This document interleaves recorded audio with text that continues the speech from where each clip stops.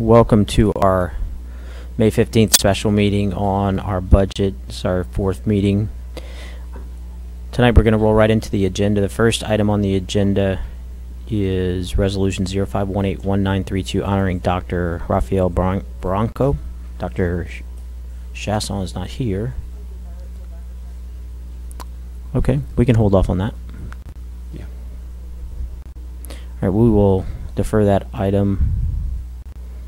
Next item on the agenda is 2.2, early obligation and release of funds for textbooks and consumables. I move that the board approve. Second.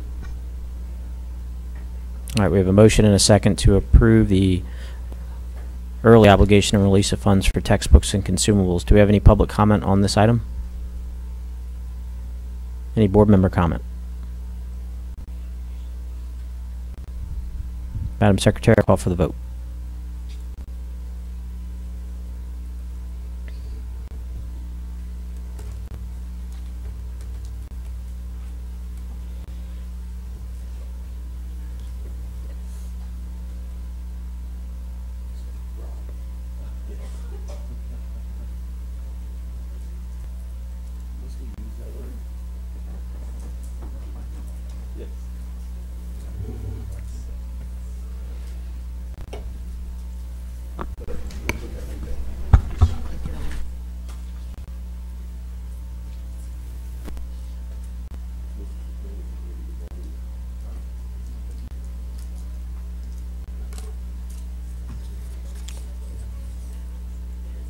Do we know who has not voted?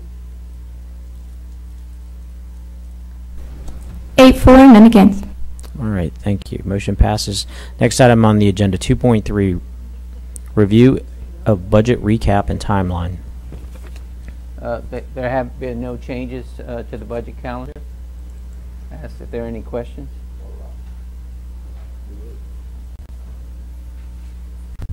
All right, looks like we don't have any questions. Next item, 2.4, proposed budget for 2018-2019 group insurance fund. No changes since the meeting on the 10th. So I'll ask if there are any questions or comments at this time. Any board member comment? Any public comment on item 2.4?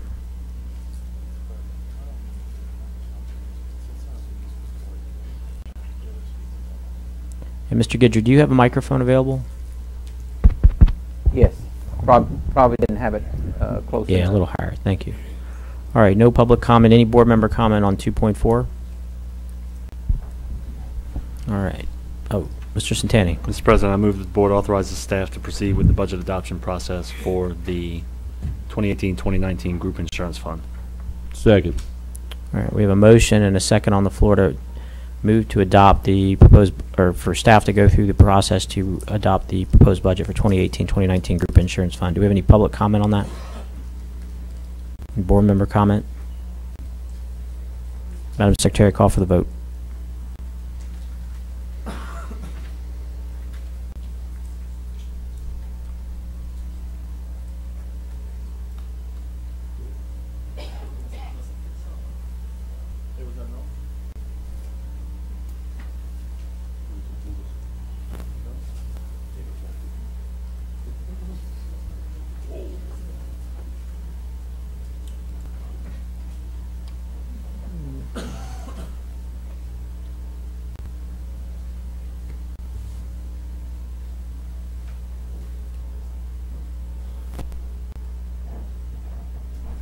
Eight, 4, none against. Motion passes. Next item on the agenda is 2.5, 2018-2019 general fund budget summary, projected revenues and expenditures.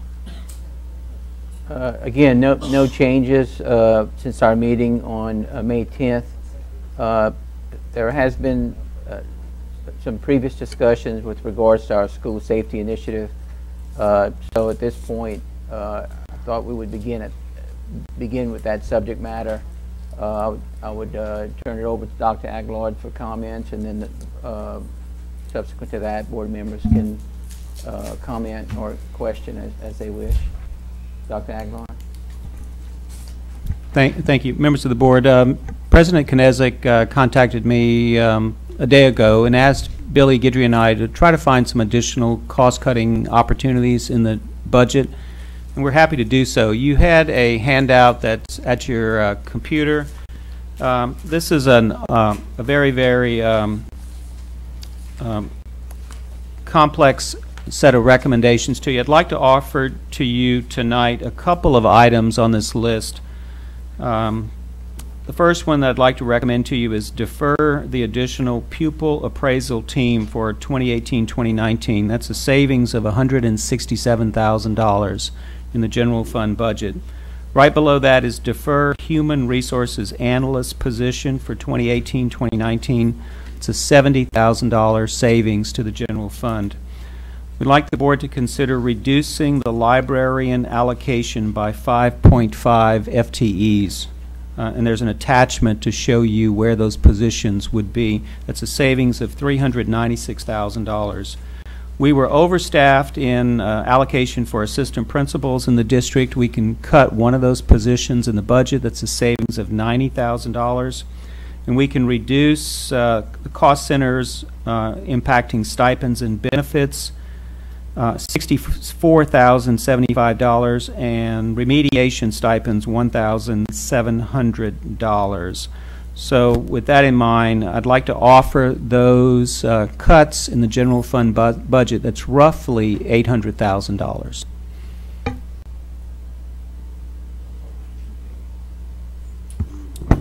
Dr. Aguilar, I know sometime we spoke back about the SSOs, and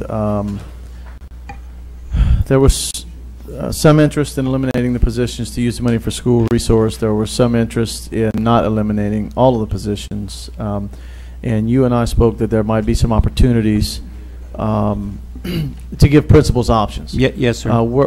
Would you like to hear what the conversation that I've had with high school principals in particular? Yes. So in looking at the total number of SSO officers in the current budget, it's 8 positions. There are 2 of our facilities that have 2 SSO officers, Northside High School and Moss Prep. What I would like the high school principals to do is to consider shifting the funds from SSO to SRO opportunities for the district. What I offered to principals yesterday in a meeting was that I would allow them to use 1 FTE position in their teacher allocation if they were interested in holding on to their SSO position. It's roughly the same cost in the budget. So the principals were going back and looking with their guidance counselors and trying to figure out if they can cut the necessary sections in their master schedule next year. Those that want to come back and flip a teacher position for an SSO, HR would allow them to do so. We would track very carefully that it's one of their FTEs that's been budgeted. So if the board was interested in doing that, it could save an additional $365,000. That would bring the total savings in this exercise today to roughly $1.1 million, maybe $1.2 million. That money could be used for school safety initiatives. So what I would need you to do is consider if you're willing to allow high school principals the opportunity to utilize one of their FTE positions to hire and maintain an SSO. And if they choose not to do that, with the full funding of the security package, the high schools would be given each 2 SRO officers. Yeah, I think that's probably more than a fair compromise. Thanks, Doc. Yes, sir. Mr. Latchley. Concerning the SSOs, do you have any information, or what information come from Mr. Lejeune at Acadiana on his theory on this? Because I know the last thing we want to lose at Acadiana is the SSO. Yes, sir. He was at the meeting yesterday, and he listened very intently. He asked the question, how soon or how quickly did he need to make a decision? I didn't think the decision had to be imminent, so I gave them time to go back and work with their guidance counselors and try to figure out, as a former high school principal, Mr. Craig as well, it is often easily done to try to collapse the necessary sections in order to fund a particular specialty area. In this case, it would be an SSO position. So it's something that each principal would have to decide. I want to say very clearly, I believe the SSO position has value on the campus. It's not an armed officer, but they do in fact act to reduce and monitor and control misbehavior. So as a principal, if you have a very, very effective SSO officer, and if you can squeeze that amount of money, 1 FTE, out of your master schedule, it seems worth the effort. But how does this impact the education of the children? I mean, are we getting rid of a teacher to keep a SSO? Well, yes, you would be foregoing the use of a classroom teacher to teach a number of sections. It's a decision the principal, I think, should be allowed to make. I think it's a decision I should be able to make on keeping my SSO and not having it in this $365,000. I think that's one thing I've been very adamant about since we started this budget process, that I don't want to have to sacrifice something that's been so successful. And now to keep one position, I got to get rid of another one, when we have other parts of this parish where we just keep giving and giving and giving on top of giving. You can cut 5. But I'll make the motion if I have to keep the one at Acadiana and see how the vote falls. Mr. Broussard. Dr. Aguilar, on the high school level, are we still obligated if the principal so chooses to keep it SSO? Are we still obligated to have 2 officers on their campus, 2 SROs on the campus? No, you're not. Mr. Algeo. Yes, Dr. Aguilar, as you are obviously aware, we don't have any SSO at Karen Crowe High School.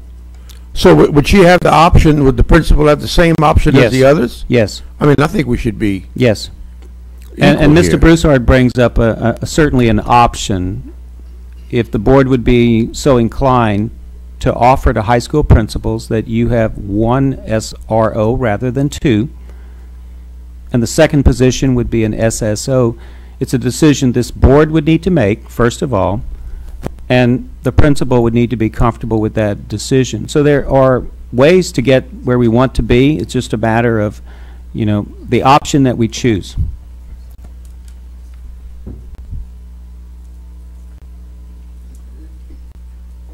Any other board member comment on this item? Yes.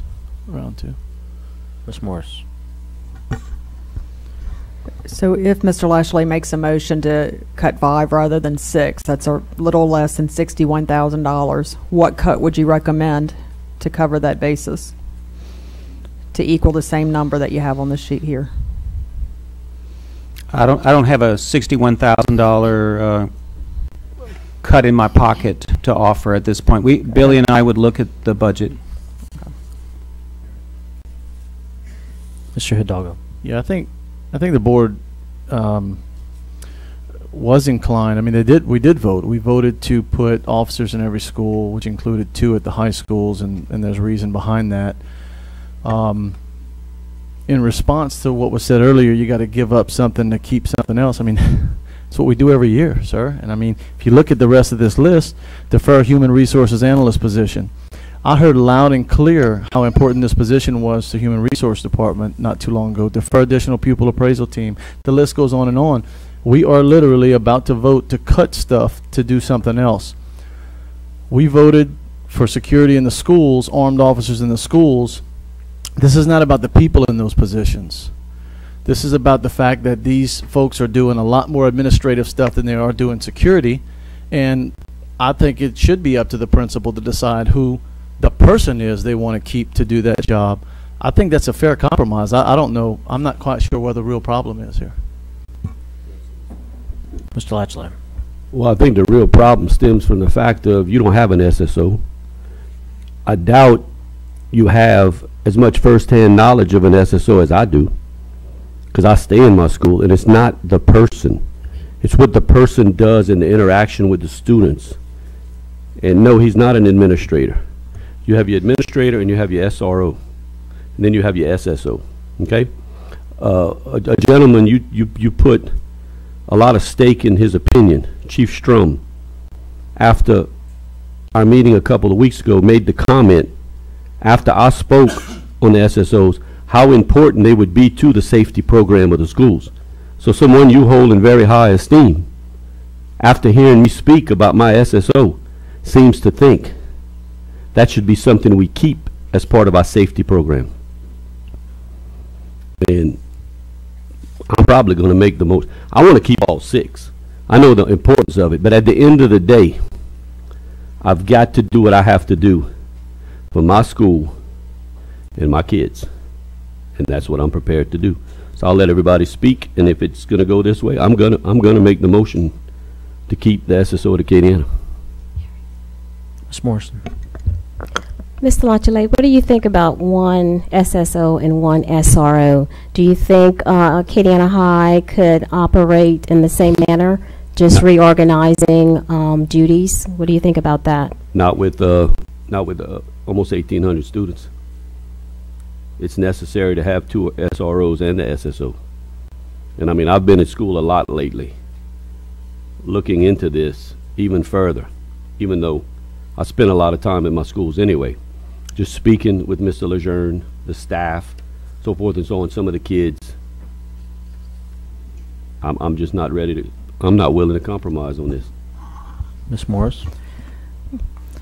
I do agree with Mr. Hidalgo that we did vote recently to increase the number of SROs, and the purpose for that was to create and to fund a universal safety and security program across the parish, not to create a system where each school is doing something a little bit different. So I think that we have to keep in mind what the goal is of our school safety initiative here, which is to be consistent across the parish.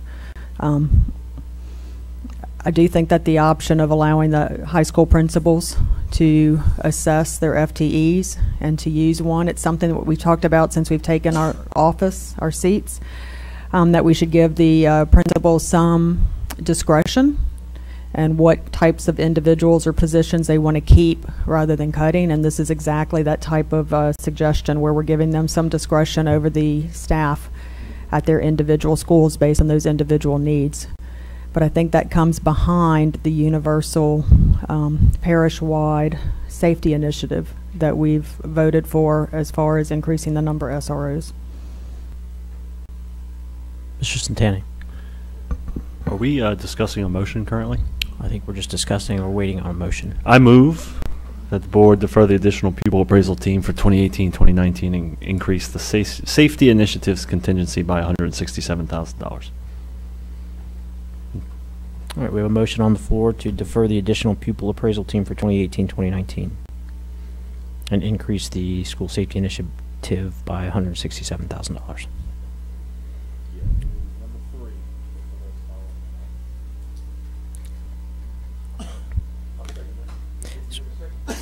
So we have a motion by Mr. Santani and a second by Mr. Angel to defer the additional pupil appraisal team for 2018-2019 and increase the safety initiatives contingency by $167,000. So now I'll open it up to public comment. Any public comment on this item?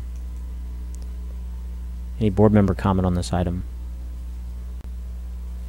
Madam Secretary, I call for the vote.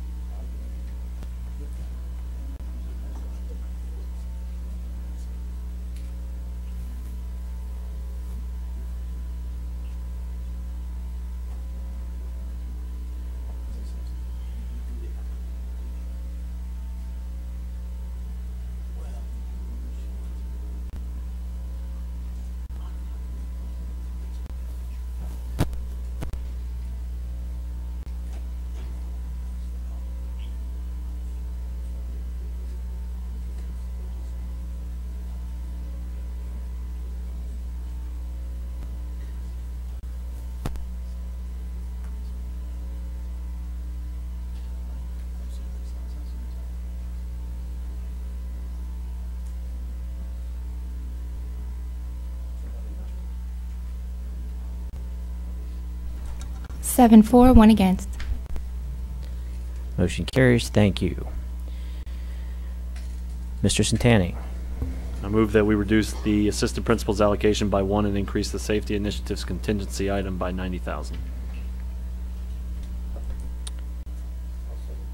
Thank you. We have a motion by Mr. Centani, a second by Mr. Angel to reduce the assistant principal's allocation by 1 and increase the school safety initiative by $90,000.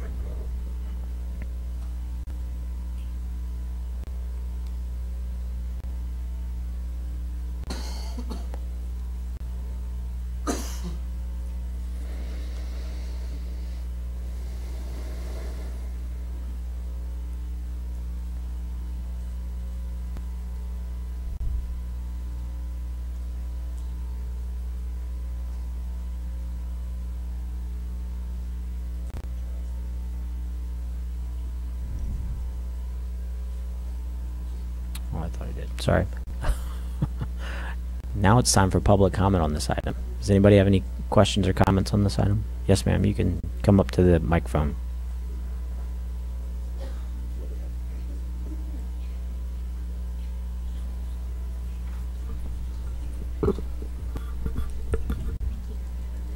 Hey, I came in late. Where would you be losing the assistant principal? It's just a budgeted number. It's not an actual person. There's no specific person being cut. It's just in the budget. It's an extra position. Okay, so it's an it's a position that's not being filled now, or that you're just going to fill through attrition or leave through attrition. Okay, thank you. Any other public comment on this item? Any board member comment?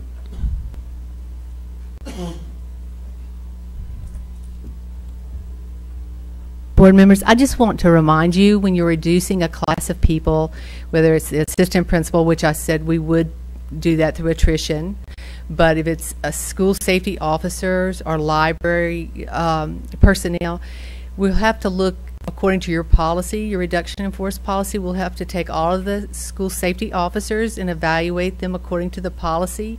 So it might not be the Acadiana High school safety officer that would stay. We have to evaluate everyone according to your policy and reduce them according to policy. So that goes with the librarians, any group of policy when you reduce the number we have. I just want to remind you of that. Thank you. Any board member comment on this item? Madam Secretary, call for the vote.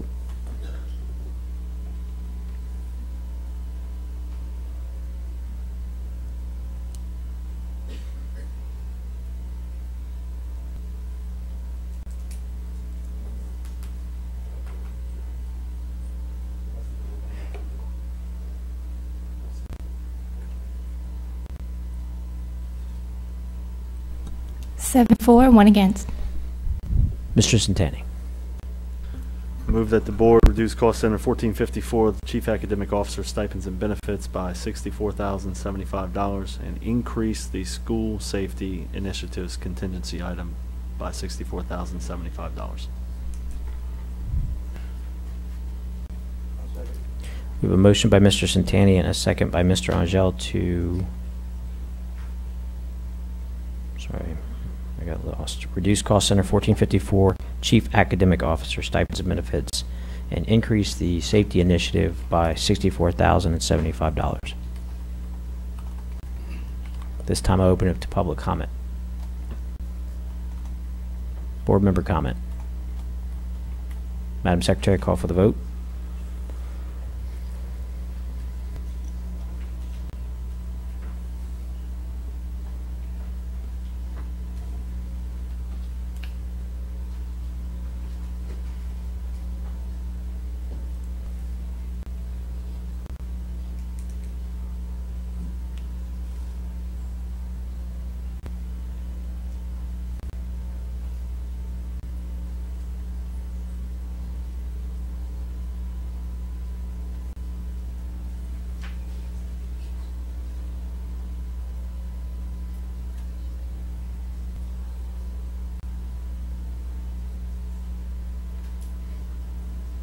Seven for, 1 against.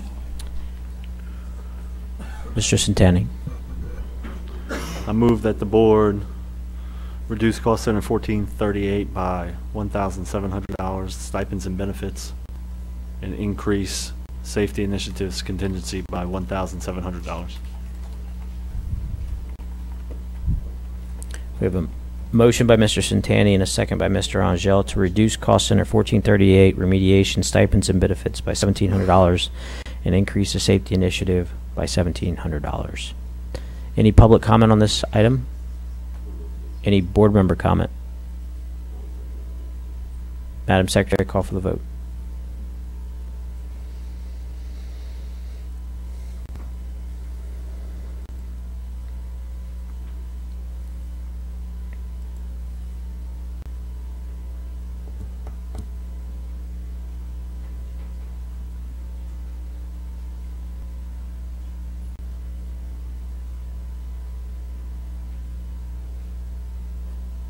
Eight for, none against. Mr. Centani. I move that the board defer the human resources analyst for 2018-2019 and increase safety initiatives contingency by $70,000.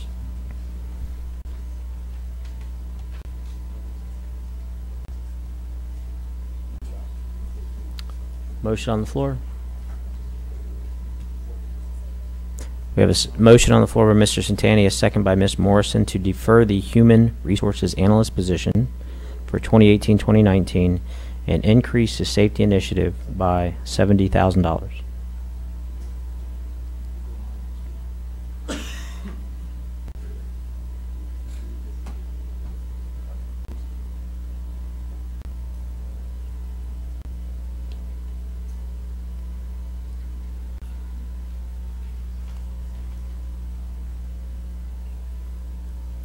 I'd like to open it up to public comment. Any public comment on this item? Any board member comment? Madam Secretary, call for the vote.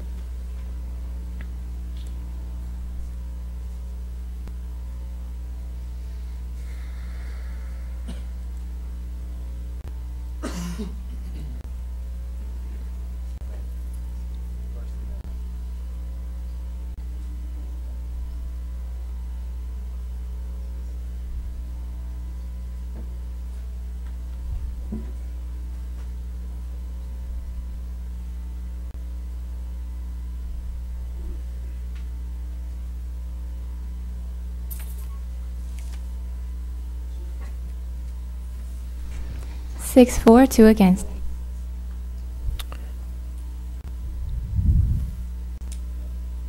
Motion passes. Mr. Centani. Move that the board approve four instructional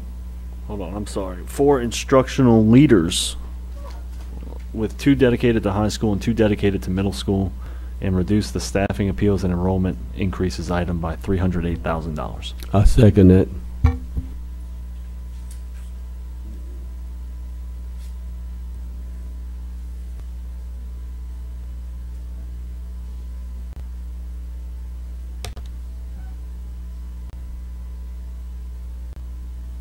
We have a motion on the floor and from Mr. Centani, second by Mr. Latchley, that the board approve 4 instructional coaches with 2 dedicated to high school and 2 dedicated to middle school and reduce the staffing appeals and enrollment increases item by $308,000. Do we have any public comment on this item?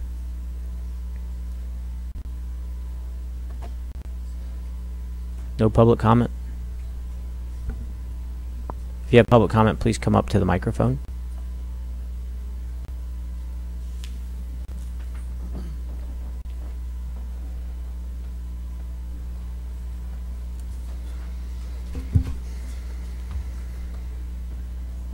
Just arithmetic. How are you adding to reduce? I'll let Mr. Centani respond if he can when he gets a second. That was y'all's question, right? Yeah, it's arithmetic. So how are you adding to reduce?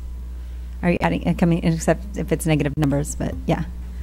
I am adding on one hand and reducing over here, basically taking money from this stack and putting it in this stack.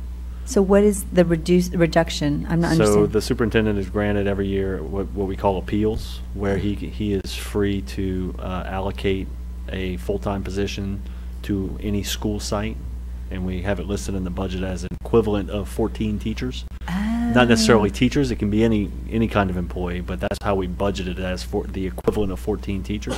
And so what we are discussing Taking right now, non-existent teachers and putting them for existent instructional coaches. basically. Got it.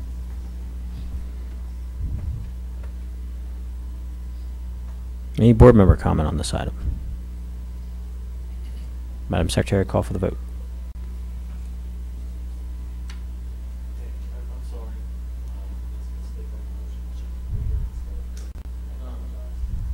Sorry, we have to correct the motion language.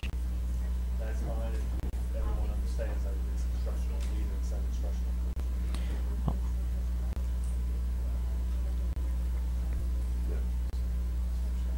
It's the coaches that we took from the general, from the central transformation zone. We're giving 4 back. 8 were taken. And instead of putting 8 back, we're putting 4 back.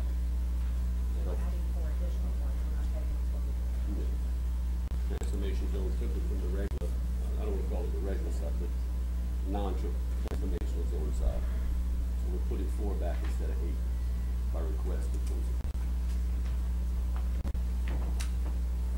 And just for clarification, then the motion that we're approving, his intent is that it read that the board approve 4 instructional leaders with 2 dedicated to high school and 2 dedicated to middle school, and reduce the staffing appeals and enrollment increases item by $308,000. I think that after we take the vote, correct me if I'm wrong, you're going to fix it. Thank you.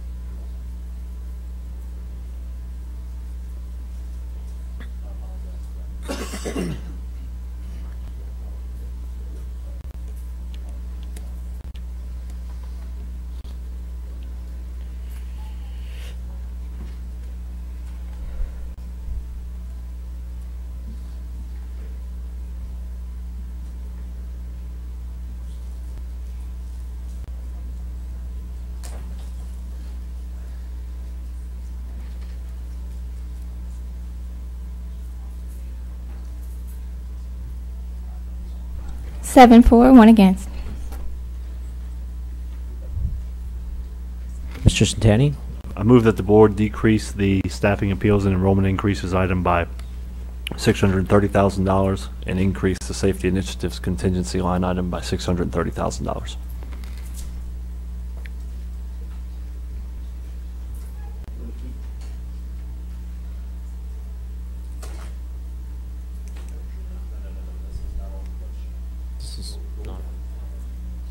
This is the remainder of the staffing appeals and enrollment increases line item.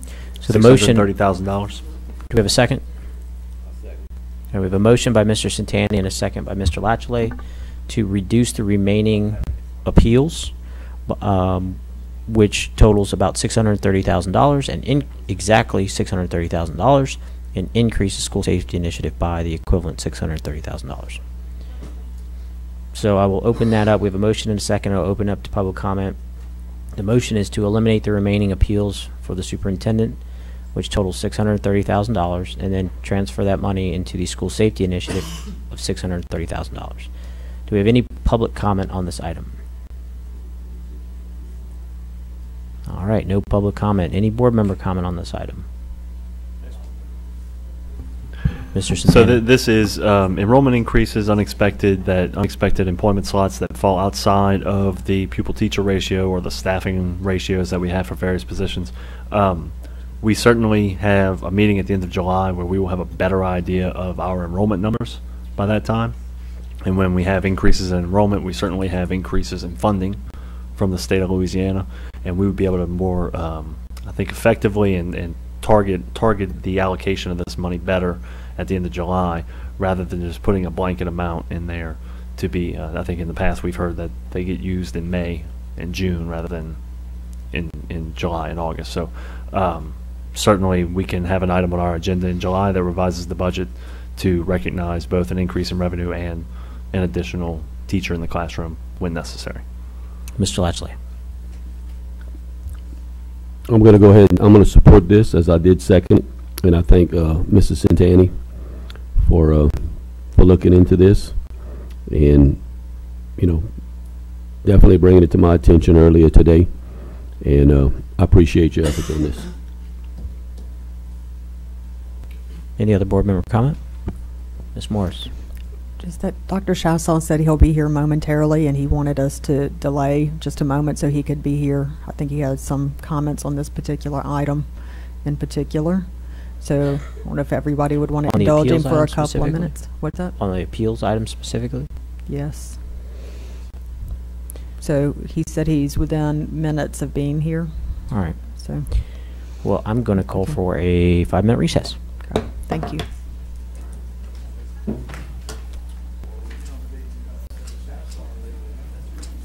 We're a family. That's what we do.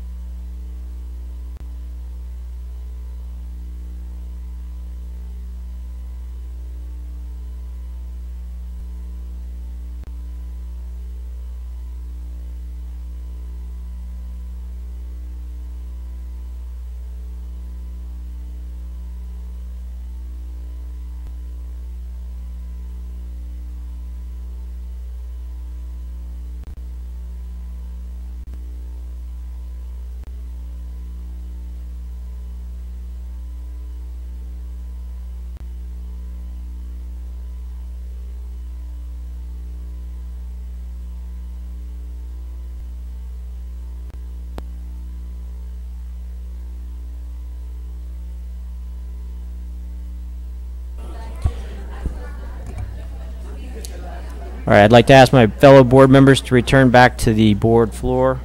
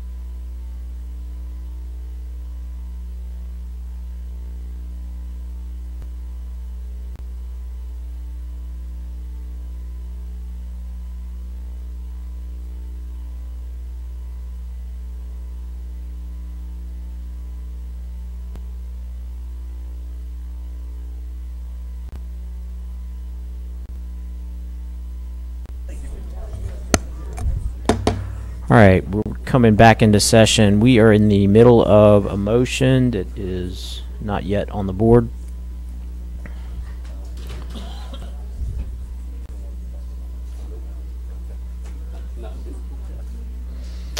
All right, fellow board members, we've had public comment on this. The motion is that the board is to reduce the staffing appeals and enrollment increases item to $630,000.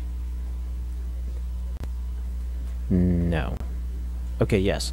The board reduce the staffing appeals and enrollment increase item to $630,000 and increase school safety initiatives by $630,000. Just for clarification, Mr. Yes. President, the increases, the word increases is actually in the name of the budget item. Correct. It So does the motion not mean an increase in. Right. So the motion is to reduce these appeals by $630,000. The motion where it says to 630, it should say by 630. Madam Secretary, you got that? Okay.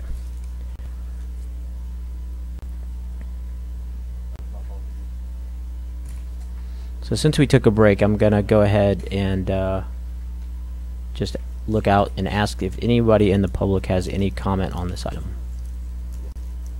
Didn't think so. Okay. Dr. Chasson's joined us, and Dr. Chasson, just to recap, we have a motion by Mr. Santani and a second by Mr. Latchley that the board is going to reduce the staffing appeals and enrollment increase line item by $630,000 and increase the school safety initiative by $630,000. Any other board member comment on this item?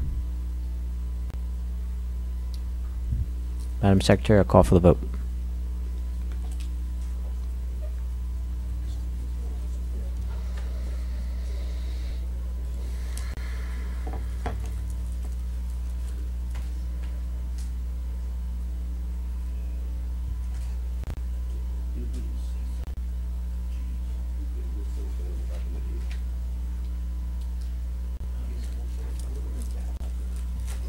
He's going to make a motion.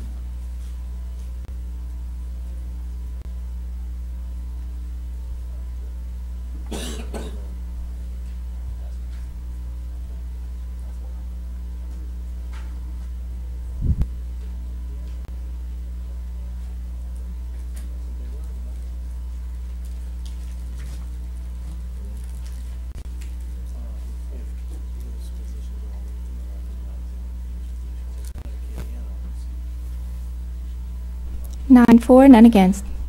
All right, motion passes. Mr. Santani, do you have another motion? Mr. President, I move that the board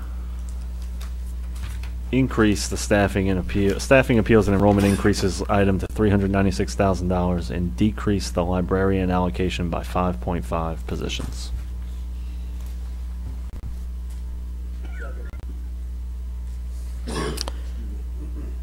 And if I may just give a short explanation, this is one of the items on the superintendent's list that he presented, and there will be no schools who are without a librarian. I think 4 of the high schools will lose 1, 3 of the elementary schools will lose a half, and the motion is worded specifically that it moves these positions into the appeals category, so that if the principal values the librarian, then he will have the opportunity to cut something else.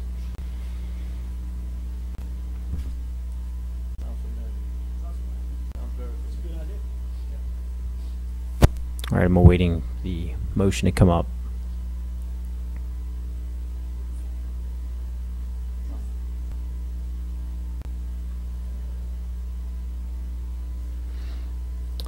All right, we have a motion on the floor that the board increase the staffing, appeals, and enrollment increase line item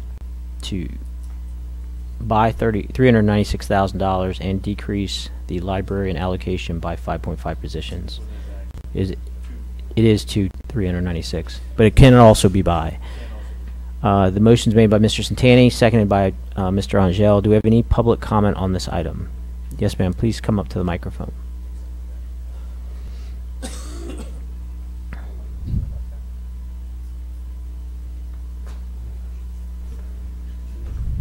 Hi. I believe I spoke to y'all about this last year. So our libraries currently are understaffed in most high schools. Lafayette High should technically have 3 full-time librarians and a full-time clerk. We're currently working at 2 librarians. If you have not been into one of your schools and actually seen what goes on in the libraries, maybe that needs to take place. I know Mr. Santani was in our library this morning and was able to see the insanity of us collecting Chromebooks, collecting textbooks, dealing with students coming in, trying to solve issues while also having a class presenting to him about different issues. It is an ongoing fight that we have to fight every year, which I don't really understand, because it really makes it seem like y'all don't understand the importance of the library programs in Lafayette Parish. If you look at surrounding parishes such as St. Landry, where they cut library programs and then their test scores continue to plummet. There is a direct correlation between good library programs that are fully staffed and test scores. So that should be something that you're researching before you agree to vote on removing any librarians from any of our schools. We are teachers first and foremost. We teach all day, every day, all the time. So whenever you are looking at cutting a librarian, you're actually looking at cutting a teacher. We help with getting our students ready for all standardized tests. We are getting them college and career ready. We help them with a multitude of things across the board in every content area. Personally, we have been teaching health classes all year, helping them learn how to do research on different topics for their health classes. So whenever you are looking at that and saying, well, let's give the principals the option, but then you're going to have to force them to choose to cut something else, that's saying that we're that unimportant that we can be cut and dismissed that easily. So whenever you are looking at this, think about those things and remember what the effect that libraries have on all of our students on a regular daily basis. Thank you. Thank you. Ma'am.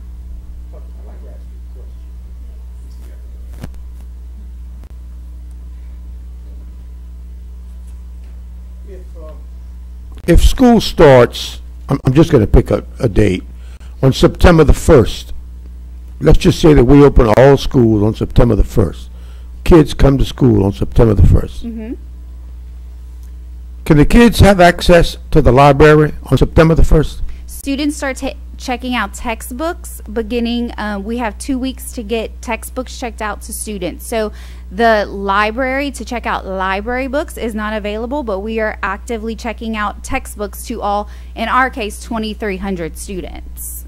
And Chromebooks now, because we now have that responsibility. So 2 weeks. If school ends on May 30th, Mm-hmm. when is the last time students can go in and out the library like they do for the year? We're given approximately 2 weeks, and so we closed this year on May 8th. Since the day that we have closed, we have been collecting Chromebooks from all of our freshmen. We have been collecting textbooks from all of the classes. We have also been transferring all of the textbooks that have been discarded per the district's mandates.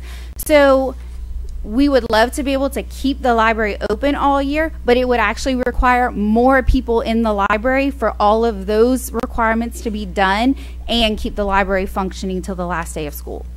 Thank you, ma'am. You're welcome. Mr. Cole. Good evening, Mr. President. Jonathan Cole, LPAE. I echo Ms. Blanco's comments, mostly because as a school teacher, as a classroom teacher, the time that our students spend in the library is of great value.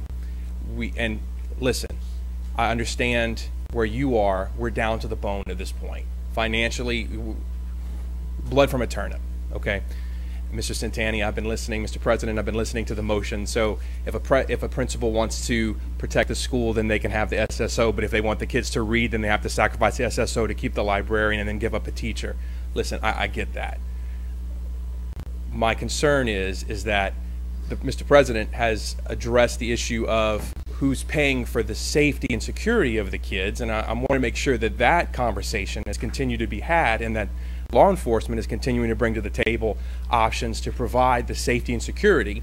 And I'm paraphrasing, Mr. President, the quote from you that we want to see what we can do to put the business of protecting our community back to the law enforcement role, and what is our responsibility as a school system. And I will say, Mr. President, to one of the board members who asked a question, I do know that our elementary libraries offer summer programs to students. And since our parish is not willing to fund libraries, maybe our school system could step up and do a little bit more in terms of that by not cutting these library positions. So it's just maybe just the cynic in me, but I would say it's something that we need to seriously consider before we make any more of these types of cuts. Thank you. Thank you.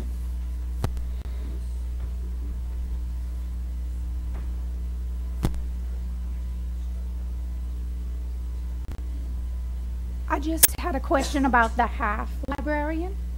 We have no half librarian in Lafayette Parish, so as the library specialist for the district, I don't know where we would take a half from. We have no one that works as a half. We have one itinerant who works between two schools. She is a full-time librarian. She is not half-time, but we have no half library positions. So would that leave a school with only half of a librarian? Would you then have a part-time position? There are, I mean, I understand that you are looking at 5 positions. That basically is 5 high schools going down to 1 librarian, but I don't know where we would find a half. And I can point you to the piece of paper that Dr. Aguilar provided with us, where he's saying that Doosan Elementary would go from 1 to a half. Galette would go from 1.5 to So 1. Doosan would become a half, is what that. Well, no, let me say this. So the red right there Right. is overstaffed per the librarian staffing ratio, and Doosan is a half overstaffed.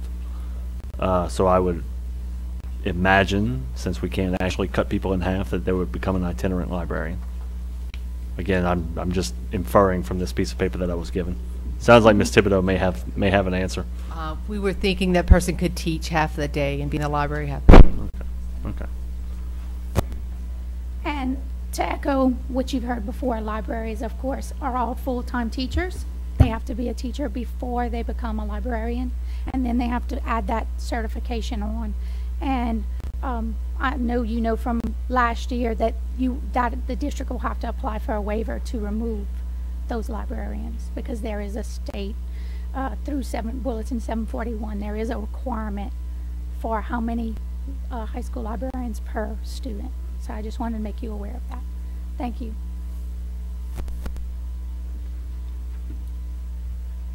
I'd like to ask you and tell you that we would need for you to vote to implement a RIF if you reduce any groups of employees like these librarians. In order for us to implement a reduction in force, we need you to make a motion and implement a RIF.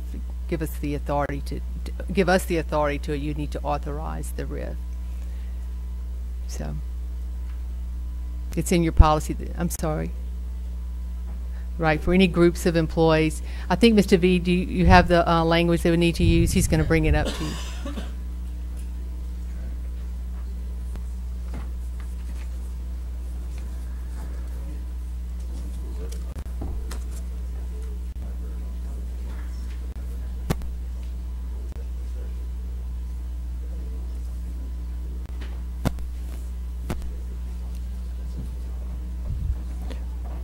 Ms. Thibodeau, were you going to say something else?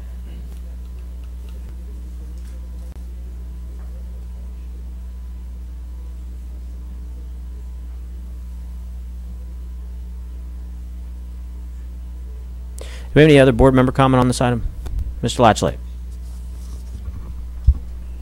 I'm not going to vote to cut librarians. How about we do this? We keep talking about, let's take this money and eliminate these positions.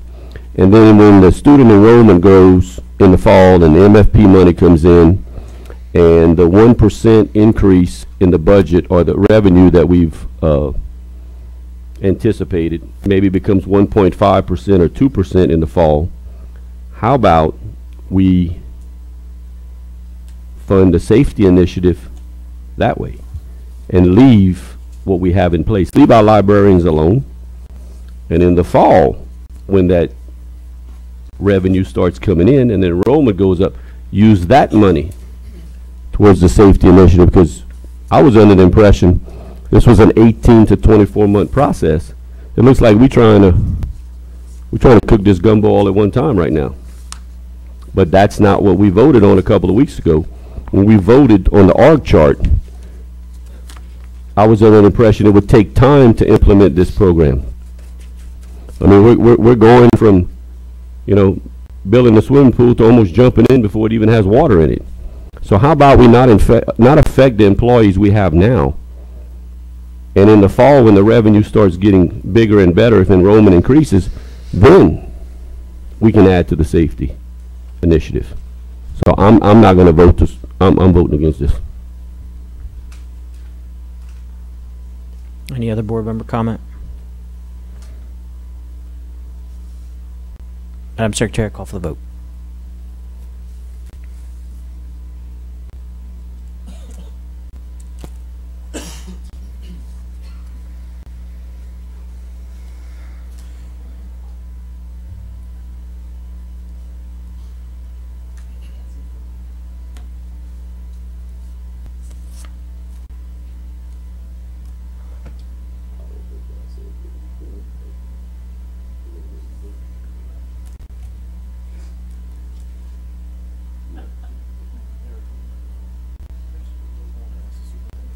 Five, four against.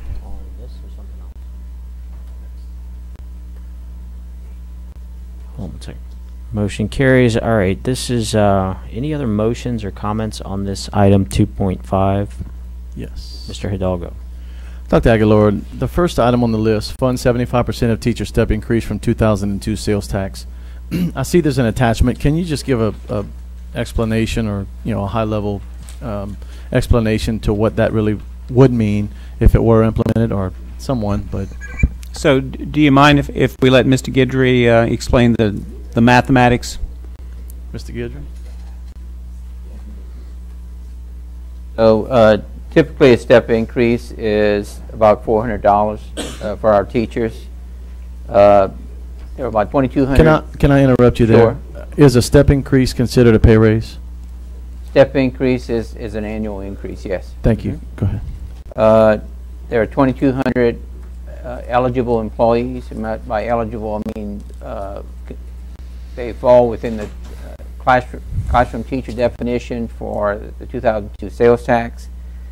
You add benefits to that, it comes out to an estimated $1.1 million. You take 75% of that, because this particular item is recommending funding 75% with the 2002 tax, and that equates to $845,790 that would be funded by the 2002 sales tax.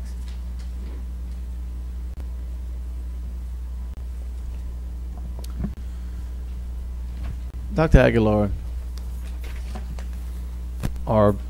maybe fellow board members, Dr. Aguilar produced this document for us here today as potential offsets for school safety initiatives.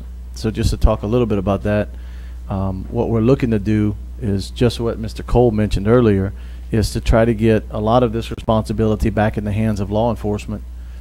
Financially, certainly it's in the hands of law enforcement physically, but financially, I do believe we bear some responsibility, financial responsibility to it, and that's why we're trying to get as close to a 50-50 split with communities as we can. For those of you who have not been following the school security committee and the things that have been working with that. But at the end of the day, we're going to have about a $4 to a $4.5 million bill need for school security, and let's just assume for a minute that 50% is the number. You know, that's $2 to $2.25 million that we're going to have to find, that right now we're only paying $1 million for. So the questions about, you know, the cuts every year, well, every year decisions are made of things that we need to do, and it's got to be paid for.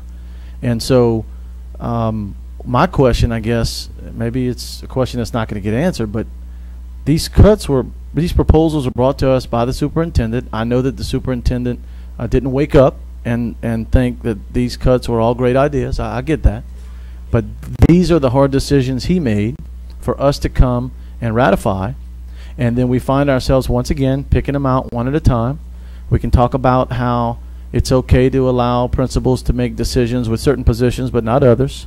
I'm just very confused about this. So I'm going to make a motion that we do make a reduction in 6 school safety officers, but allow the principals their FTE option, so that if they want to keep that if they feel that position is more important than another, they have that option. Every school will have that option to do that. I'll second. All right. Are you wanting it to read similar to what this reads? You're increasing this line of appeals by that amount? Yes. Okay. I'm sorry. And in that motion, so a reduction in the proposed budget for school safety officers of $365,526, and an increase to the school safety initiative by $365,526, but to allow the principals the discretion on either that position, SSO, or another one of their FTEs.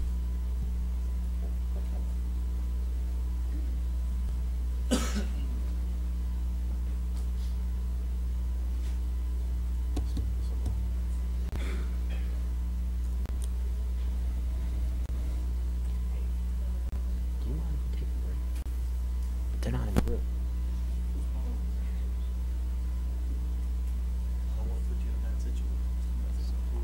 I know that, but I would recommend that we get a break. Mr. Angel. If I may comment, I would agree. I would agree with your motion, save for the fact that Karen Crowe High School doesn't have any SSO officers. So Karen Crowe High School is kind of starting off with a -1, and in my meager opinion, it's just not fair. So that's why I'm not going to vote for your motion. Dr. Aguilar, if you could hold, Dr. Aguilar, just hold on one second. I'd like to open it up to public comment on that motion beforehand. I went out of order. Any public comment on this motion on the floor? Okay, thank you. Dr. Aguilar. And that motion was made by Mr. Hidalgo, seconded by Ms. Morris. So, Mr. Knezik, maybe the maker of the motion might consider change of wording on the motion to say, and allow all high school principals to have FTE option. Sure, if it needs to be that specific, I'll be happy to. I mean, I did state that all of them would have that option, but we can make that more specific, Mr. Tommy. Yeah, all high school. We can make that more specific to allow, you know, all high school principals that the option. I mean, I'm in the same boat too, And I'm not sure what Southside principal would do. I'm not sure what Como principal would do. I think we know what the Acadiana principal would do, and that's fine. But we're all kind of at ground zero. I mean, we all have different things. I mean, at one time there were a dean of students at Karen Crowe and not at all schools. So I think that we're all at kind of at that level, and this is just another one of those opportunities for the principal to make the decision. I mean, we heard, we're giving principals tough decisions. We make tough decisions, and that is their job, is to make tough decisions. And it was the superintendent's job. This was not easy. Dr. Aguilar, was this easy? No. So, I mean, you see what I'm saying? I mean, it's a matter of they need to make the tough decision.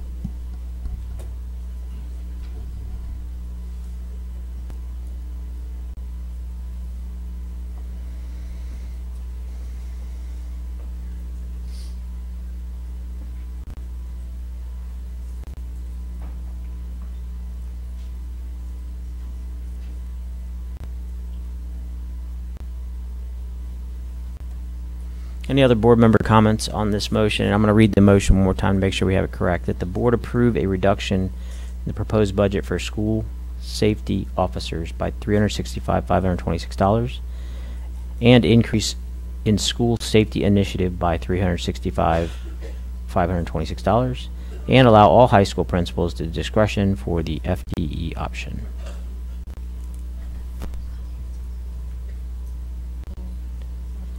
Ms. Morrison. Yes, Dr. Aguilar, you did say that you had met with the principals and they all agreed to. They did not agree. No. They were not even all in attendance. I think Jeff Debites was not in attendance. They heard what was going to be proposed tonight, and they'll be given some time to work with their guidance counselor and come back and tell us yes or no regarding the swapping of the positions.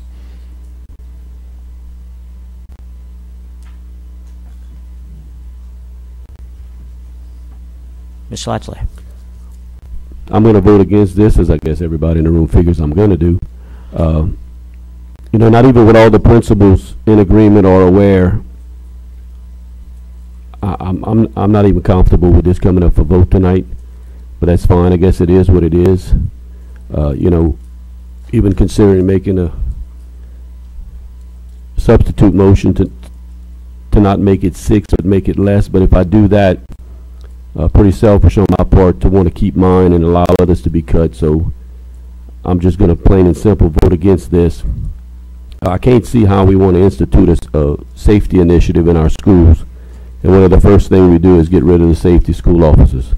Just doesn't make sense to me. But I'm not going to support this, and I would ask at least 4 other board members to agree with me on this, and we keep this program and move forward. Mr. Broussard. This motion does not include the middle school safety officer, does it? You don't have one at Lafayette Middle? Oh. Any other comment? So I'm going to offer, and I'll pass the gavel just in case. I'm just going to offer my comments on this.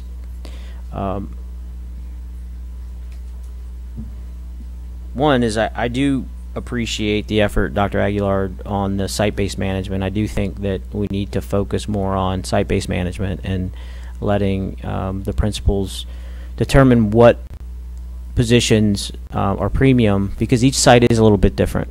And their leadership style and the way that they manage their campus is a little bit different. So I'll commend you on that.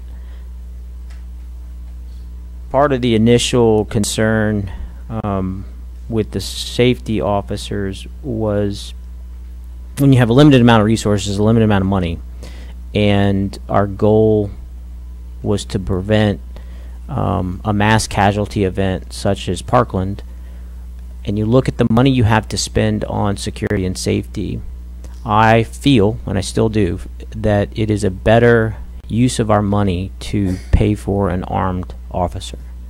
With that, I've learned, and I now appreciate as well, that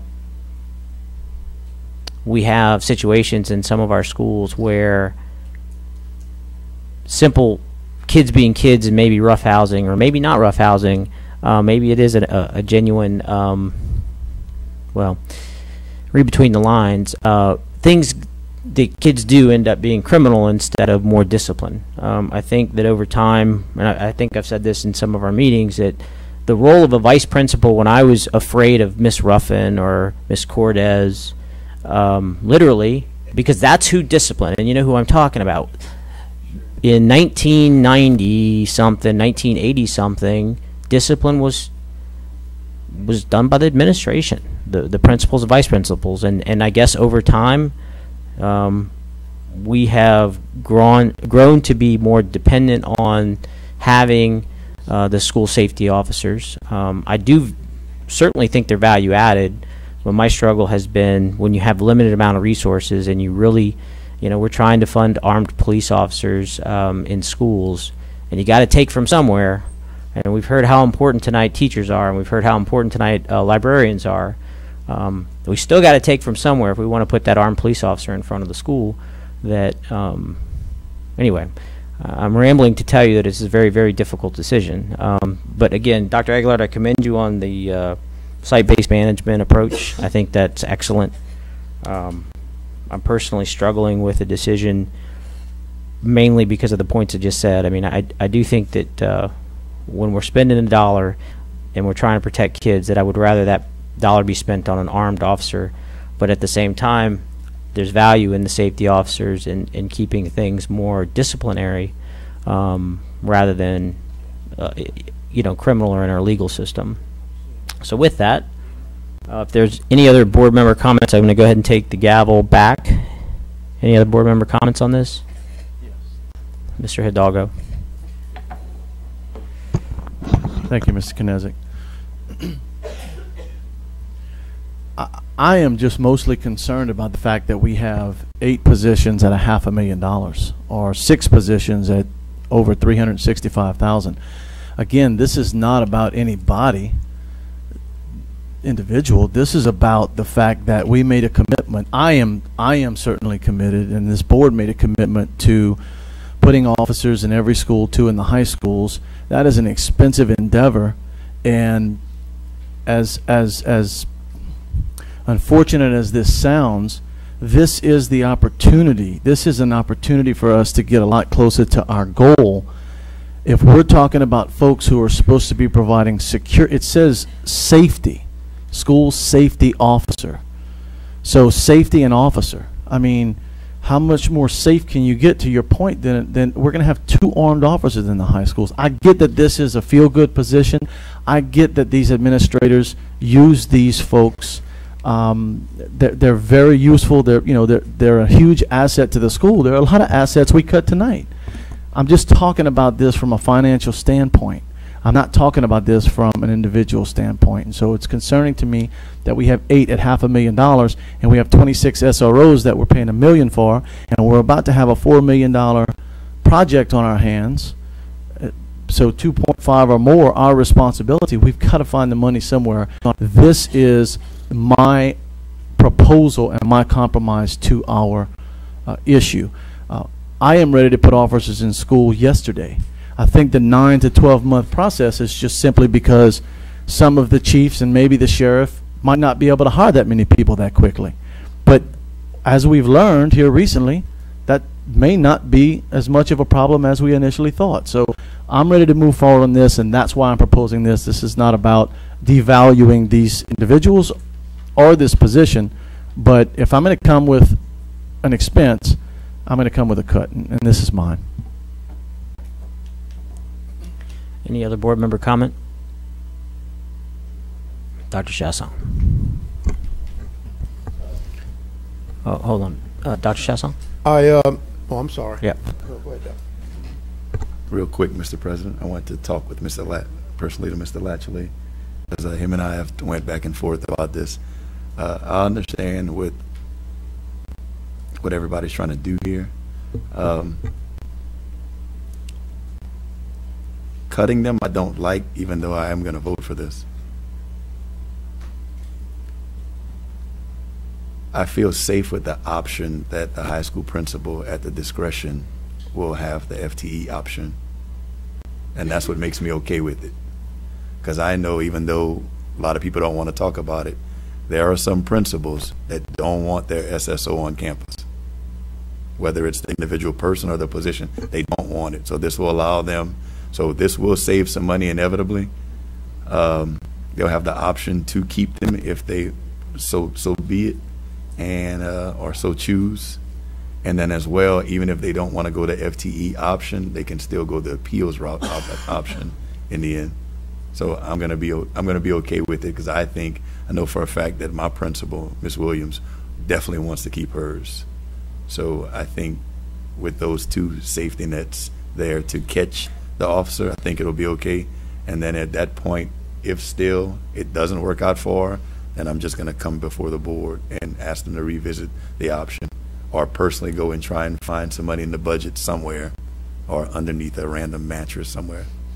All right. Thank you, Dr. Chasson. Mr. Angel? Here again, I'm starting with zero. But if we would appropriate a figure, what would be a fair figure, Dr. Aguilar, for a SSO? Annual. What's about 60? Oh, you're roughly $75,000. That's salary and benefits, yes. Okay.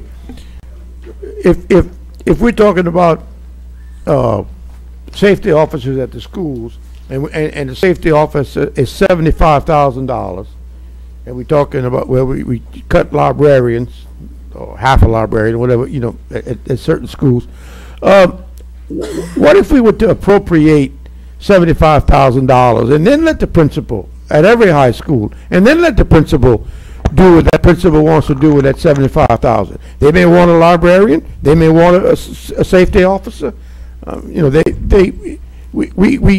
totally agree with giving principals choice, but if we're reducing the appropriation, we're forcing the principal to cut somewhere else to have one of these safety officers. And I know I spoke to the principal at Carencro, and she could absolutely use an officer, and it is somewhat administrative.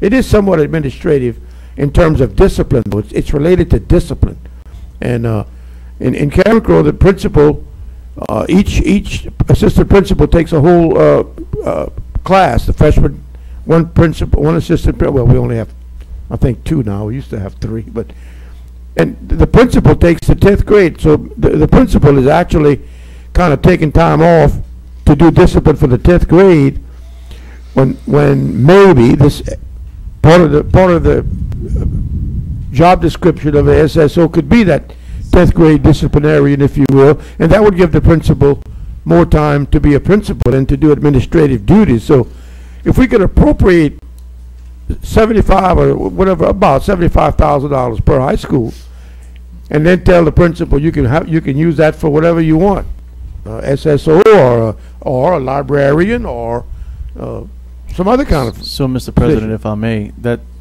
I'm not quite sure that's not what my motion says. I believe that's exactly what we're doing. I mean, essentially, we're not appropriate. I'm not adding money.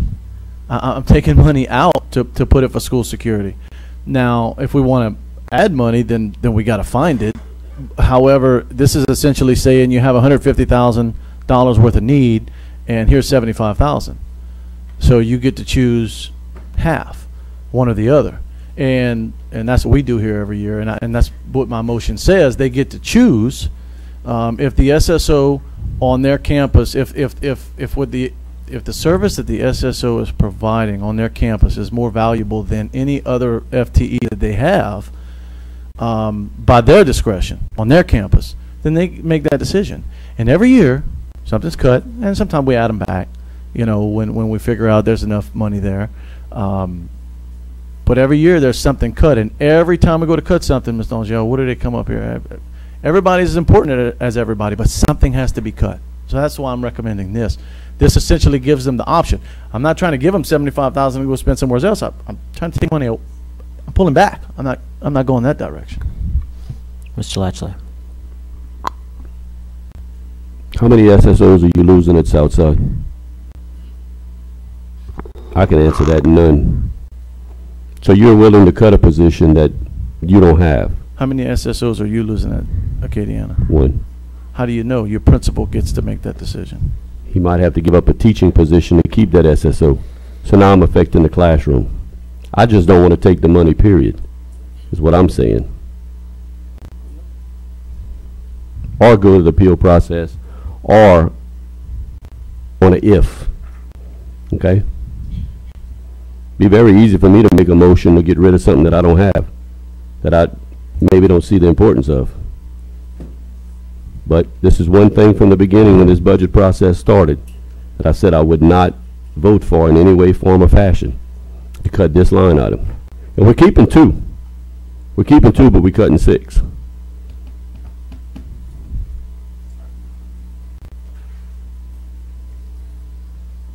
Any other board member comment?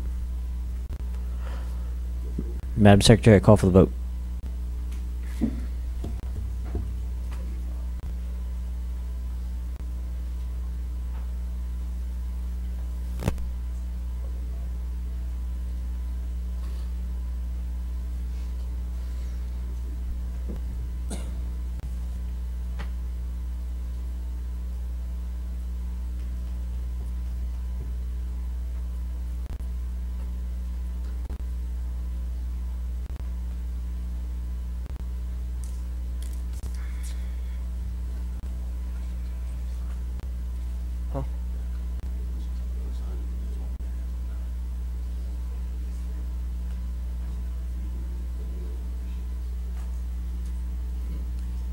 Five for, 4 against. Motion carries. Are there any other motions on this item 2.5? All right, next item on the agenda, 2.6, proposed budget for 2018-2019 special revenue fund. Mr. Santani. Mr. President, I move that the board authorizes staff to proceed with the budget adoption process for this fund. All right, we have a motion. Motion and a second. Motion by Mr. Santani, second by Mr. Broussard for the board to authorize staff to proceed with the budget adoption process for this fund.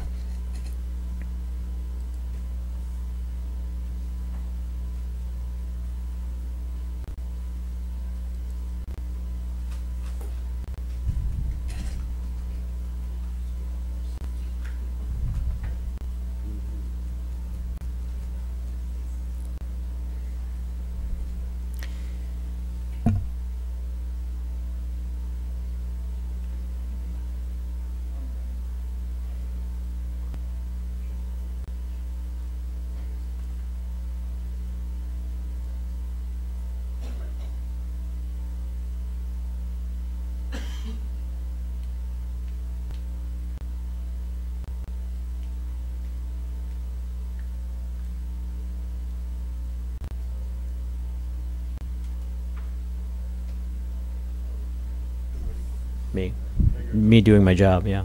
Sorry, I have opened this up to public comment. And the motion is that the board authorize staff to proceed with the budget adoption process for this fund. Any board member comment on this item? Mr. or Dr. Chasson. What's the library specialist cost center?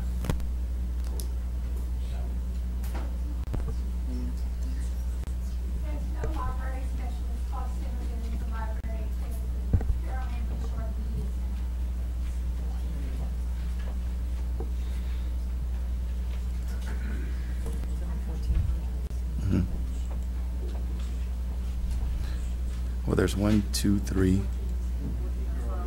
4, 5, 6, 7. Yeah, Dr. Chasson, we're on 2.6. Right.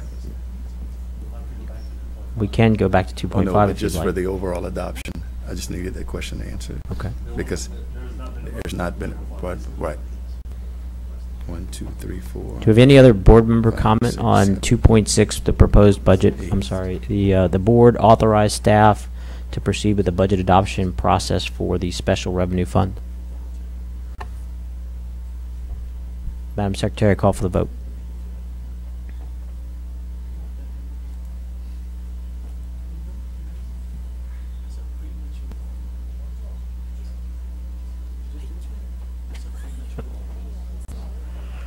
Votes up.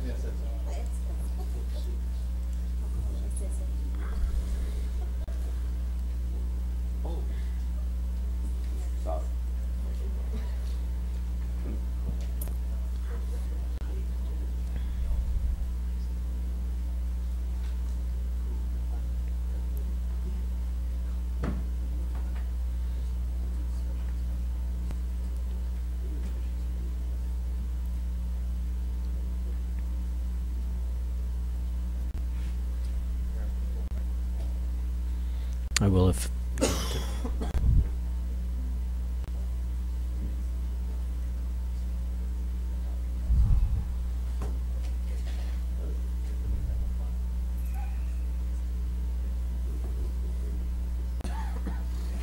Nine for, none against. All right, motion carries. I'm going to go back to 2.5 briefly, and this is the general fund budget summary, projected revenues and expenditures. Mr. President, I move that the board authorizes staff to proceed with the budget adoption process for this fund. A second. All right, we have a motion by Mr. Santani, a second by Ms. Morrison, that board authorize staff to proceed with the budget adoption process for the general fund budget. Any public comment on this item? You do? Yes, ma'am. If you could come up.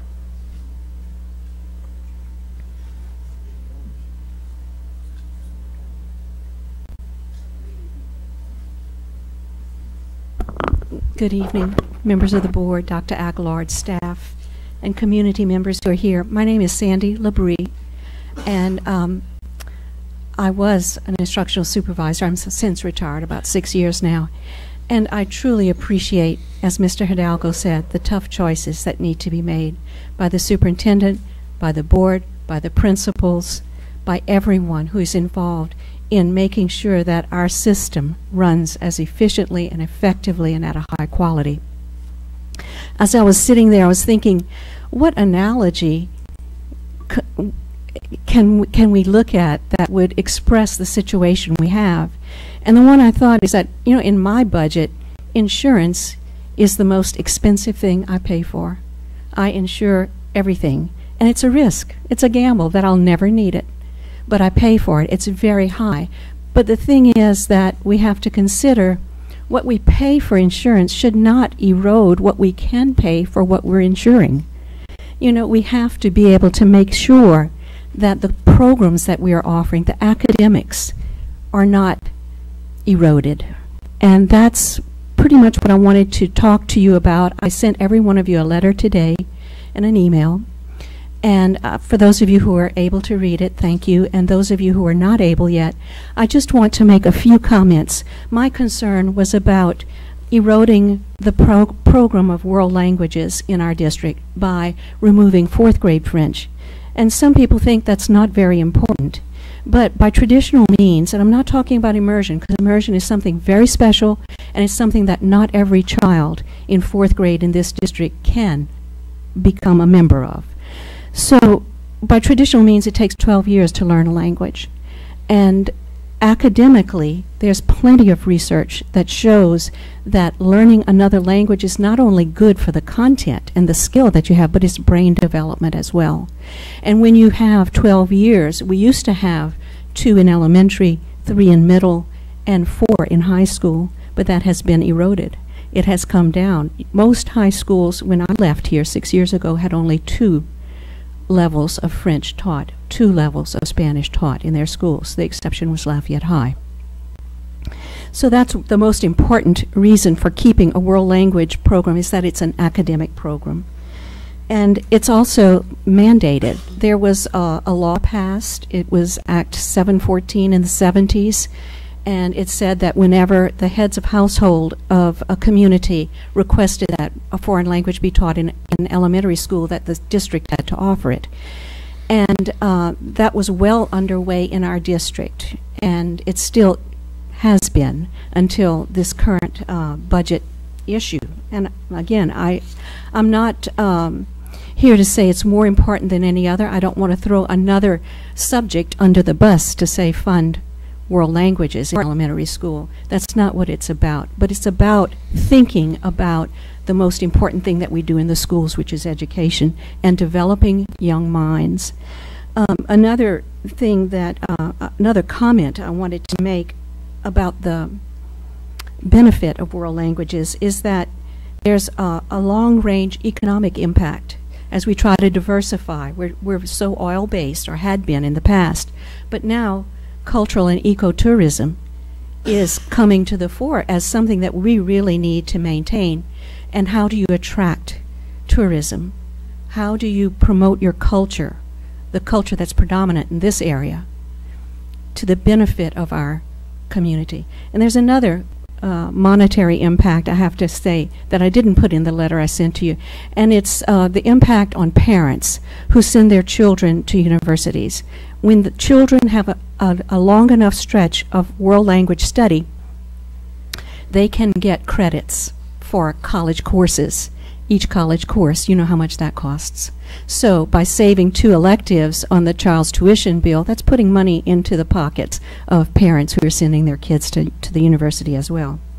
And then, of course, we know that French is a diplomatic and heritage language in our area.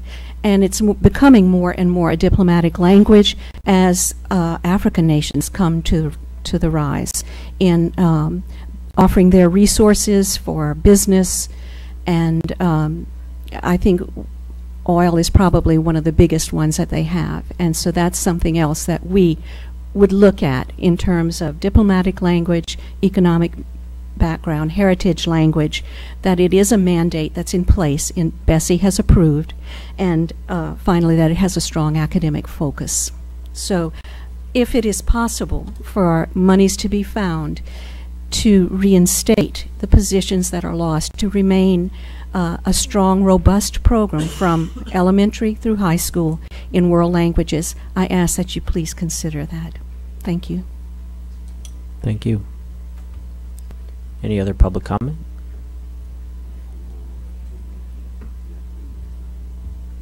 Good evening. Yes, my name is Peggy Feehan, and what I'm going to ask is if you could just restrict your comments to 3 minutes.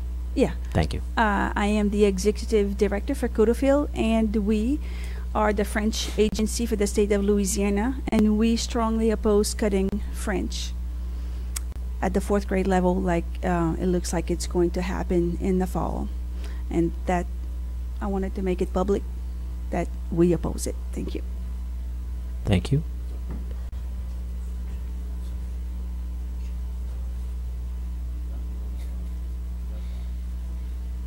Any other public comment?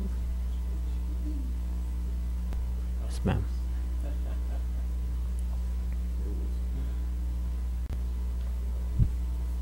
Y'all knew I would talk. 3 minutes. I got it. Yes, ma'am. So I just wanted to put forth that when you're making cuts, that it's really important that you look at data, and that there have been numerous studies specifically in Louisiana, specifically on elementary level French education and achievement, and that this is something that you really need to look at. I think if you're going to make cuts, you want to cut programs that have not shown growth, that have not shown that they help academic achievement. I mean, to me, that's where you would want to make cuts. And I don't know if that study has been done. If you've looked at the programs that you have and said, okay, where are we not going forward? Where are we possibly going backwards, and then perhaps cutting those programs? And I just think that that would be a better, wiser choice than to cut things that we know are helping our children academically, that are helping our community, that are going to be beneficial to them once they get in high school and once they get into college. So I will just throw that out there. Thank you. Thank you. Any other public comment? Any board member comment on this item? What's the impact on the budget to keep this French program? Okay. I was looking for it.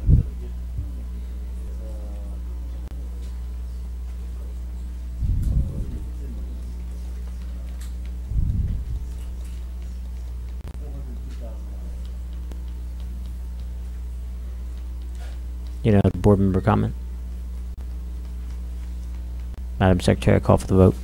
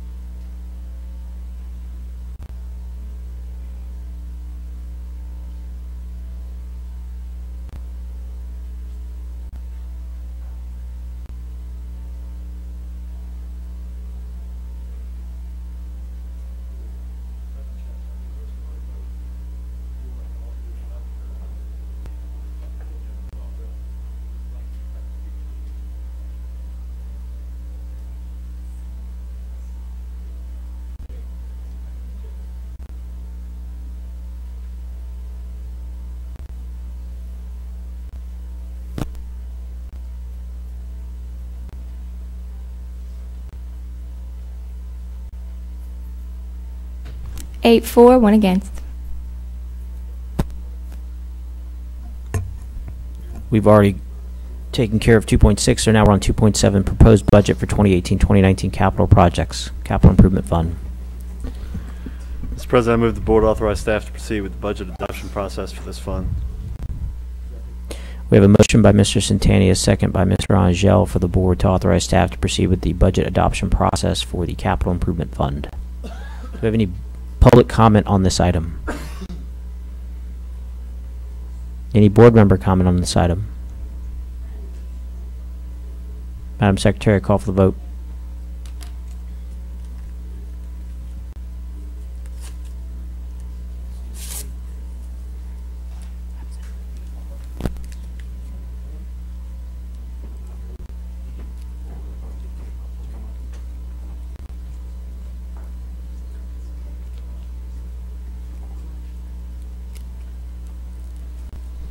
Eight for, none against. All right, next item on the agenda is 2.8, proposed budget for 2018-2019 self-funded construction fund. Mr. President, I move the board authorize staff to proceed with the budget adoption process for this fund. Second. Motion by Mr. Santani, second by Ms. Morrison, that the board authorize staff to proceed with the budget adoption process for the self-funded construction fund. Any public comment on this item? Any board member comment on this item? Madam Secretary, call for the vote.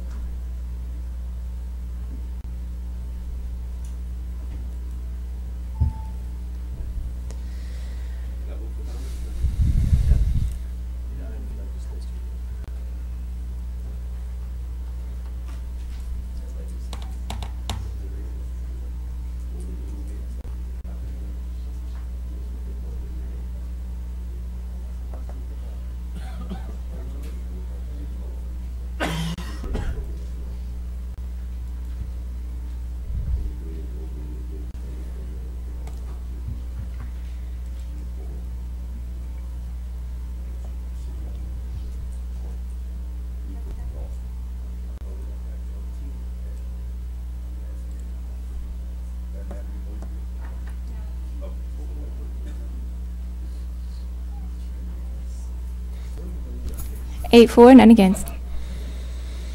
Next item, the motion passes. Next item on the agenda is 2.9, proposed budget 2018-2019, the 2016 construction fund.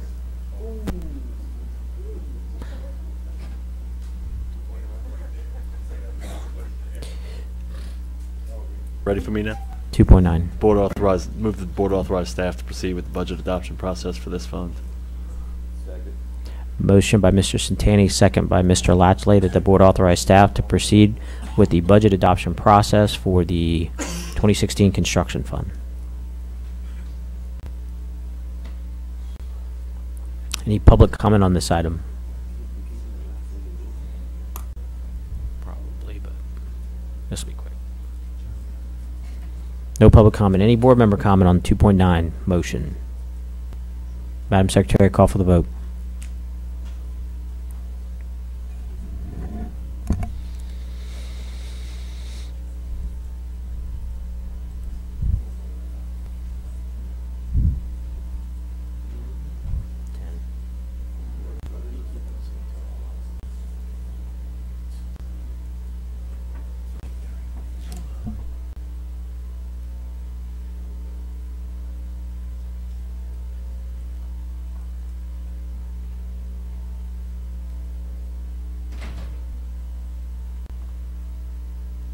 Eight for, none against.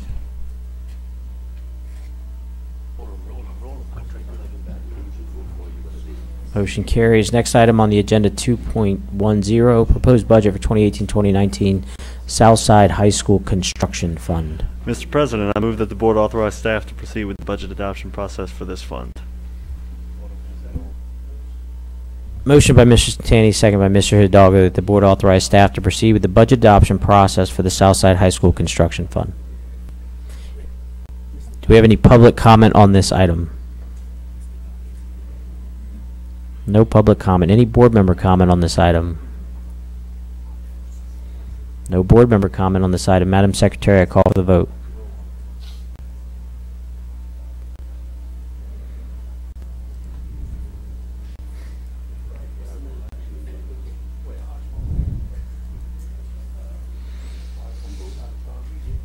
Yes.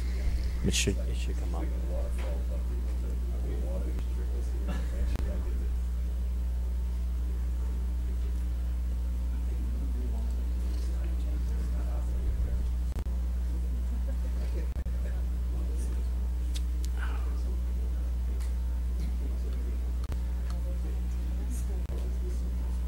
Nine for, none against.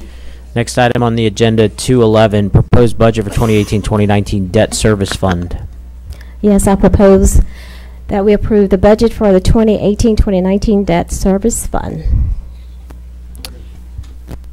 We have a motion by Ms. Morrison, second by Mr. Angel. And Ms. Morrison, I'm going to try to paraphrase what you said, that the board authorize staff to proceed with the budget adoption process for the debt service fund. Any public comment on this? Any board member comment? Madam Secretary, I call for the vote.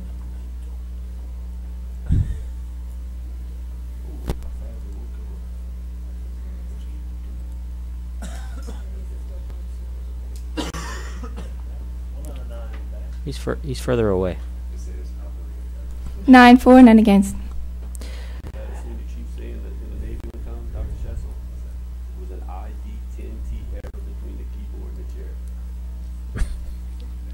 Next item on the agenda, 212, proposed budget for 2018-2019 combined sales tax fund. Mr. President, I move that the board authorize staff to proceed with the budget adoption process for this fund. Motion by Mr. Santani, second by Mr. Angel, that the board authorize staff to proceed with the budget adoption process for the combined sales tax fund. Any public comment on this item? Any board member comment on this item? Madam Secretary, I call for the vote.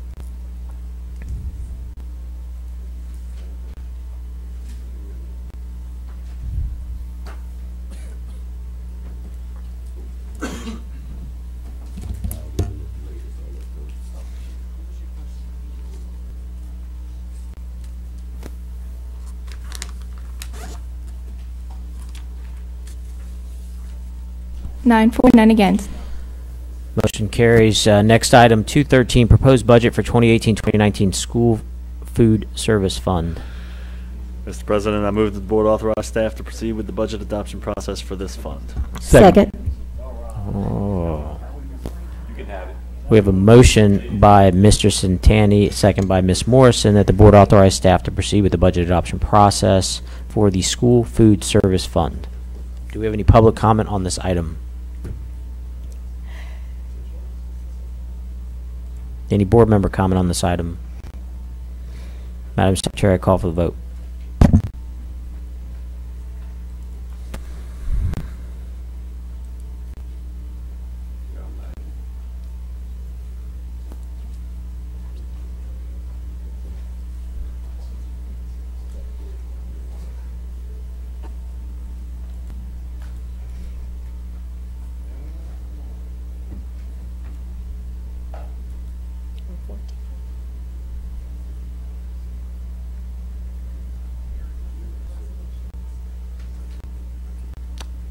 Thank you. 8 for, none against.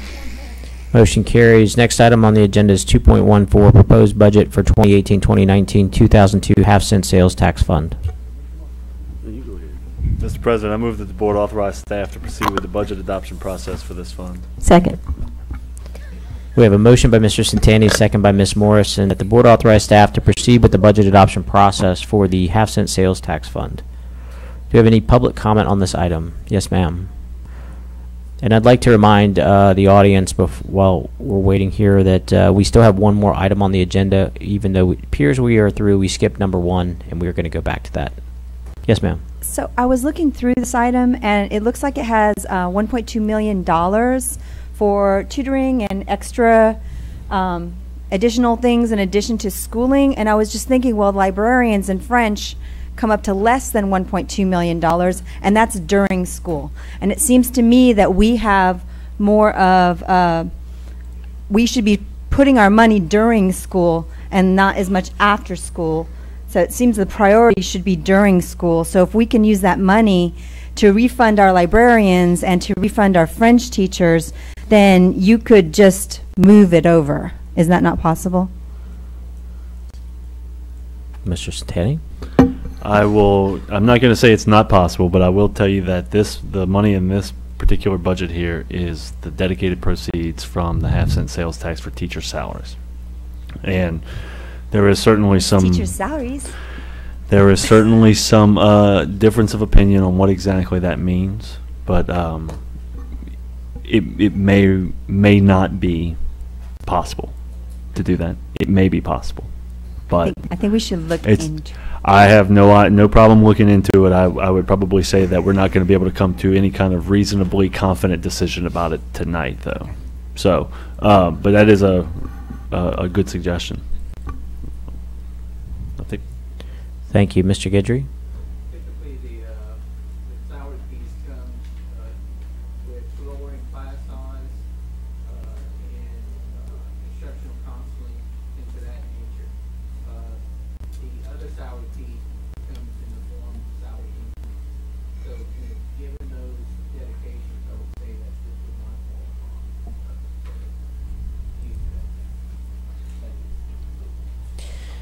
Next item on the agenda. Oh, I'm sorry, I thought we did vote. Madam Secretary, well, any other board member comment? Madam Secretary, call for the vote.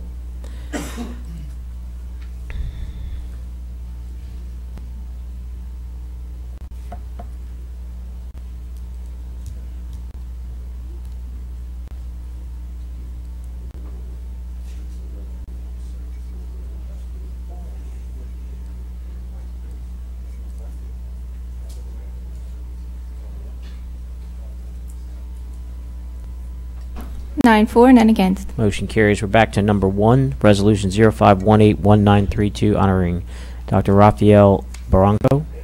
Dr. Chasson. Thank you so much, Mr. President. I'd like to read a resolution honoring Dr. Raphael Barranco. This is Resolution 05181932. Whereas Dr. Raphael Barranco served as the school board member for District C from 1973 to 1990. Whereas Dr. Barranco was the first black member of the Lafayette Parish School Board. Whereas Dr. Barranco was the first black dentist in Lafayette Parish. Whereas Dr. Barranco was a well-respected dentist who provided care for people in the community even after he retired. Whereas Dr. Barranco was well known in our community for his civic involvement and his commitment to making our community a better place. And whereas Dr. Barranco was recently named an emeritus member of the SWLA Black Chamber of Commerce in 2016. Therefore, be it duly resolved that the Lafayette Parish School Board does hereby recognize the accomplishments of Dr. Barranco and honor his memory with a moment of silence. So if everyone wouldn't mind, if you could just join me in a moment of silence for Dr. Barranco.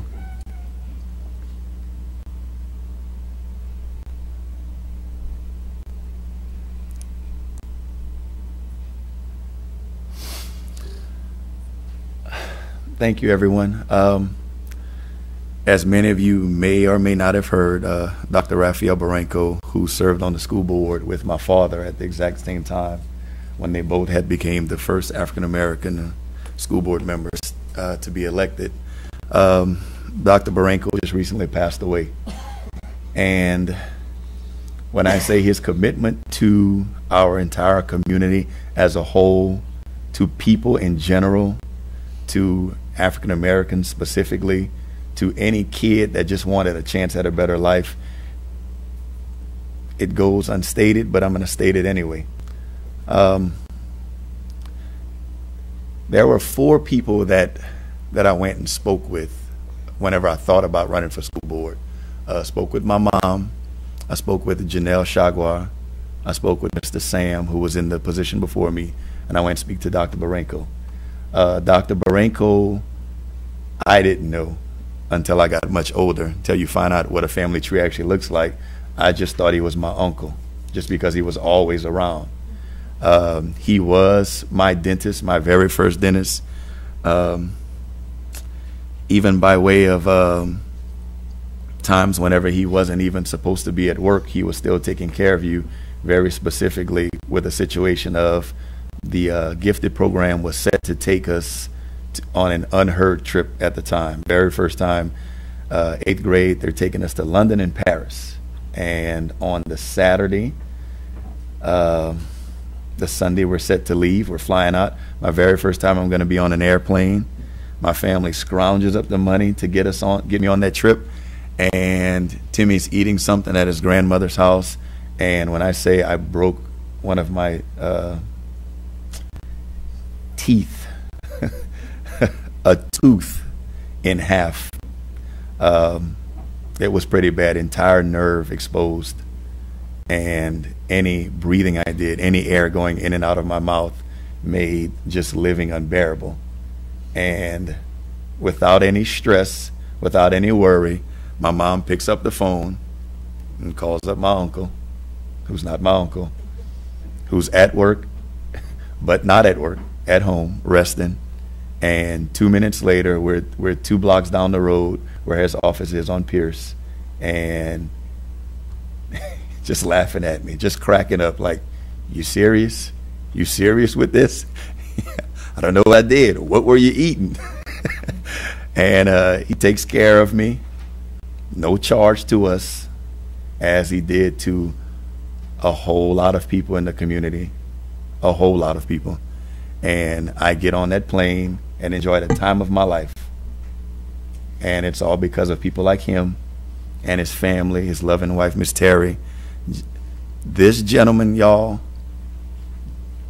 he understood what it meant to just give yourself to everyone else. He did it in his work. He did it for the school board. He did it for his family. And I'm going to take this proclamation and resolution to the funeral and present it to his family. They honored me and blessed me by asking me to be an honorary pallbearer, which I was more than excited to even be asked, because this man has touched so many people's lives that it just goes without saying. I mean, Mr. Broussard can vouch for this. It's understood. Dr. Barranco, that's his area. We knew Dr. Barranco cared for us, and we know he loves us, still loves us, will always love us. And I appreciate everyone just giving me a few moments to say a few words. As soon as I got the news, I sent the message out immediately to the entire school board, and immediately responses were coming back. I mean, all the way down to Tommy. I look up to Tommy. You guys have no idea. And Tommy's first response was, well, man, he was the school board member when I was teaching. And he always made sure that we were well taken care of. So anybody who had a chance to interact with him knows that that man gave his all to every single person, every minute of his life. Anything you needed, didn't matter. He was always there for you. So I appreciate y'all. Thanks. Mr. President, I'll make a motion that the board adopt resolution 05-18-1932 honoring Dr. Raphael Barranco. I'll second. We have a motion by Mr. Hidalgo, second by Mr. Halachale, that the board adopt resolution 05-18-1932 honoring Dr. Raphael Barranco. At this time, I'll open it up to any public comment about this resolution. No public comment. Any more board member comment? Madam Secretary, call for the vote.